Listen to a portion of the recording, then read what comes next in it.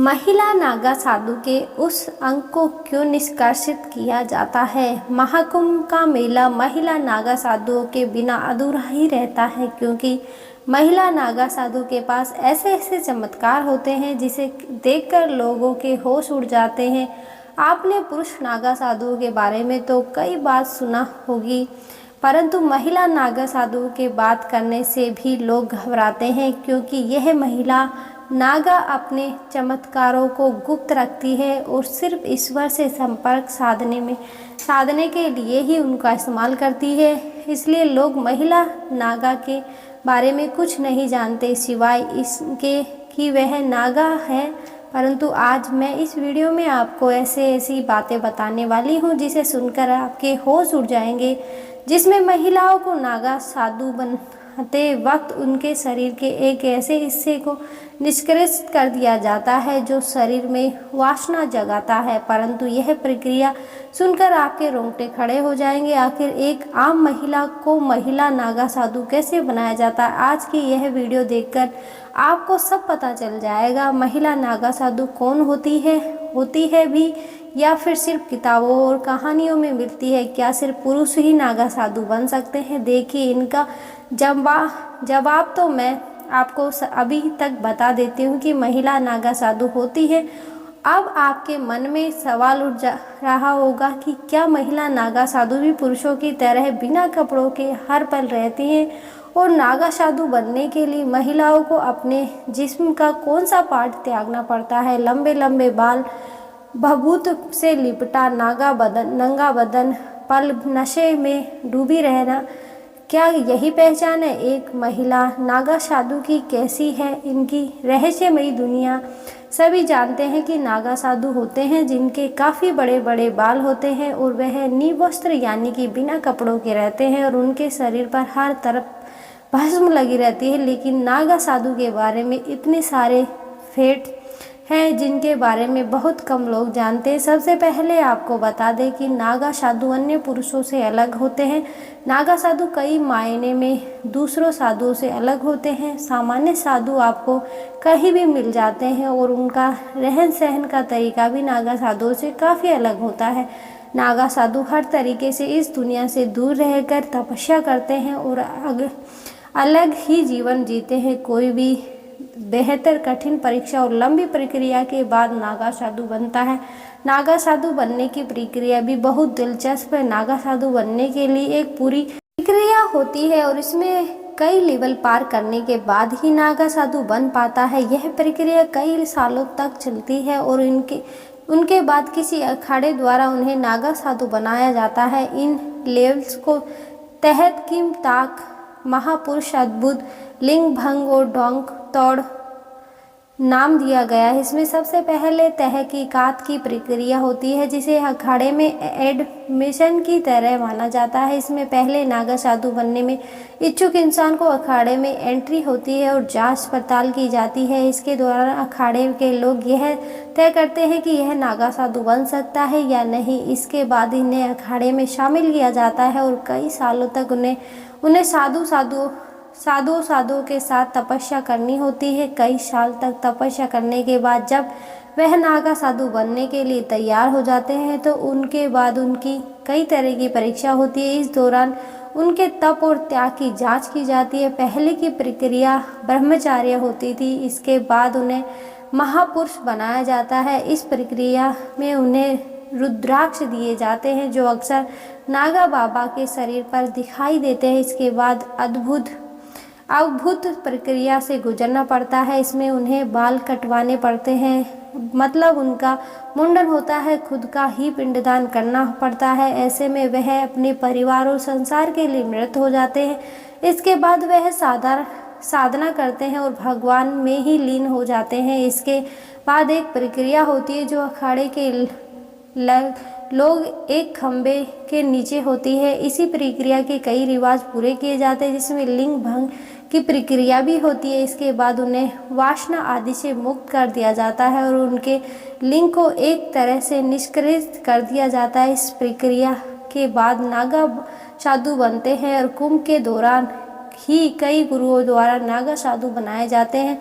महिला नागा साधु के बारे में जानने से पहले क्या आपने कभी नागा साधु को देखा है? अगर आपने देखा है तो नीचे कमेंट बॉक्स में ज़रूर बताएं। आपको बता दें कि महिला नागा साधु बनने से पहले यह महिलाओं को 10 से 15 साल तक कठिन ब्रह्मचर्य का पालन करना पड़ता है। इसके बाद अक्सर कई महिलाओं के गुरु इस बात से संतुष्ट नहीं हो जाते कि महिला ब्रह्मचर्य का पालन कर सकती है, तभी उसे दीक्षा प्रदान की जाती है।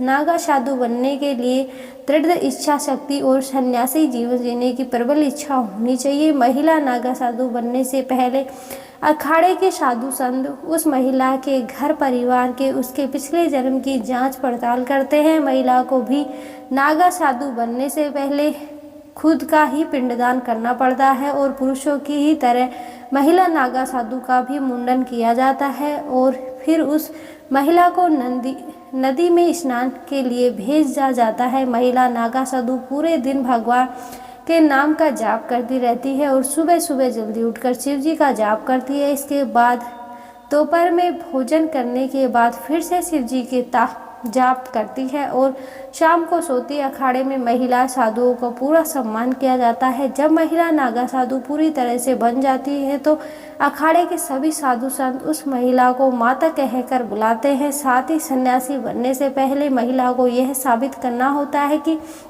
उसका अपने परिवार और समाज से अब कोई मोह नहीं है। इस बात की संतुष्टि करने के बाद ही आचार्य महिला की दीक्षा देते हैं। आपको बता दें कि महिला साधु को पूरी तरह से नग्न अवस्था में रहने की इजाज़त नहीं है। वह शरीर पर एक भगवा कपड़ा लपेट कर रहती है। ठंड हो या फिर बरसात हो, मौसम यही एकमात्र उनकी पोशाक होती है। तीर्थ में भी महिला साधुओं को नग्न स्नान करने की परमिशन नहीं। आपको जानकर हैरानी होगी कि कई अखाड़ों में नागा साधु की दीक्षा के लिए विदेशी महिलाओं की संख्या काफ़ी ज़्यादा होती है। भारत में जिस तरह नागा साधु इतने कठोर होते हैं और इतनी परेशानियों के बावजूद भी बिंदास जीते हैं, इसके पीछे क्या वजह है, यह जानने के लिए बाहर के लोग में काफ़ी दिलचस्पी होती है। यही वजह है कि कुंभ में नेपाल से बहुत सी महिलाएं आती है। इसमें कई साध्वी ऐसी होती हैं जो गृहस्थ जीवन को त्याग कर साध्वी बन जाती हैं। जूना अखाड़ा में इस तरह की कई साध्वी हैं। इनके अलावा जर्मनी, मास्को, अमेरिका समेत अन्य देशों में भी महिलाओं भी साधु बन जाती है। इसमें कोई साध्वी तो ऐसी हो जो बिल्कुल जवान है, जो पढ़ी लिखी है। सच कहूँ तो इन्हें हरि भजन के अलावा अन्य किसी से कोई मतलब नहीं है। सभी साधु अखाड़े के नियमों के मुताबिक पहनाव और तिलक व सबका श्रृंगार करती हैं। अब जो मैं आपको बताने जा रही हूँ वह काफ़ी हैरान कर देने वाला है। क्या कभी आपने सोचा है कि आखिर यह नागा या नागा साधु महिला सिर्फ कुंभ के मेले में ही दिखाई क्यों पड़ते हैं, लेकिन इसके अलावा इनके वर्षों तक वो कहाँ रहते हैं, कैसे रहते हैं? शायद ही आप में से किसी ने इस बात पर गौर किया होगा। नागा साधु हमेशा तपस्या में लीन होते हैं। वह साधना के लिए अखाड़े को छोड़ देते हैं और कंदाओं में चले जाते हैं। कंदाओं का मतलब पर्वतों में मौजूद सुरंग। इसमें भी कई तरह के नागा साधु होते हैं और जगह के नाम पर उनके नाम होते हैं। जैसे पर्वतों में रहने वाले नागा साधुओं को पर्वतागिरी, पर नगर में रहने वाले साधुओं को पुरी, जंगल में रहने वाले साधुओं को अन्य कहा जाता है। यह अलग अलग जगहों पर रहते हैं। माना जाता है कि कुंभ से पहले और कुंभ के बाद नागा सन्यासी हिमालय में अन्य पहाड़ों में जंगलों की गुफाओं में बैठकर तपस्या में लीन हो जाते हैं। यह आमतौर पर एक गुफा में कुछ साल रहते हैं और फिर दूसरी गुफा में चले जाते हैं। किसी को मालूम नहीं होता कि वह इन दिनों कहाँ है और क्या कर रहे होंगे। कई बार बहुत से नागा बाबा इन दिनों सन्यासी वस्त्र त्याग धारण करके अलग अलग जगहों पर घूमने लगते हैं। कहीं कुछ निवस्त्र बाबा गुप्त जगहों में जाकर तपस्या करने लगते हैं। इस दौरान वह जड़ी बूटी और कंदमूल, पेड़ पौधों तथा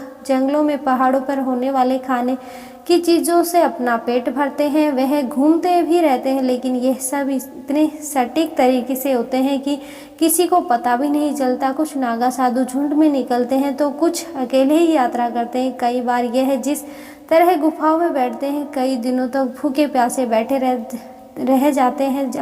जब आप सोच रहे होंगे कि जब यह नागा साधु अपनी पहचान छुपाकर इधर उधर भ्रमण करते हैं तो फिर यह करिश्माई तरीके से कुंभ में कैसे नजर आने जाते हैं, आखिर कौन देता है इन्हें इस बात की जानकारी, यह तो राज है। दरअसल हर अखाड़े में एक कोतवाल होता है। जब दीक्षा पूरी होने के बाद नागा साधु अखाड़ों छोड़कर साधना करने के लिए जंगल पहाड़ों में जाता है तो यह कोतवाल नागा साधुओं का अखाड़ों के बीच में कड़ी का काम करता है। जब कभी कुंभ कुंभ में महापर्व होते हैं तो यह नागा साधु कोतवाल की सूचना वह रहस्यमय तरीके से पहुंचा जाता है ताकि यह किसी को नहीं मालूम हो। उन्हें कैसे यह सूचना मिलती है कि कुंभ कहाँ हो रहा है और कब हो रहा है, लेकिन वो हो जहाँ भी कहीं भी होते हैं वो यहाँ आ ही जाते हैं। कुछ लोगों का यह भी मानना है कि उनके पास कुछ ऐसे रहस्यमय विद्या ताकत होती है जिससे वे अपने